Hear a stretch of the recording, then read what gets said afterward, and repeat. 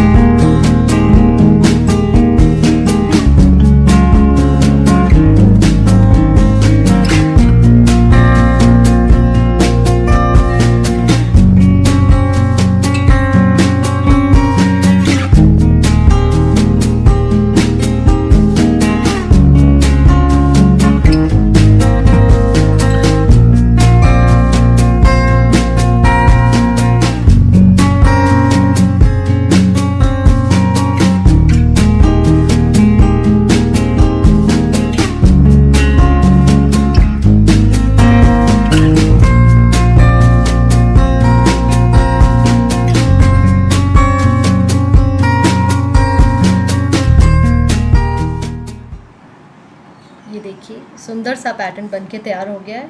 इसी तरह से हम अलग अलग कलर को यूज़ करके अलग अलग पैटर्न में थ्रेड को रख के हम चाहे जैसे डिज़ाइन इसके ऊपर बना सकते हैं। बहुत ही आसान है, घर पे आप ट्राई कीजिएगा। Thank you.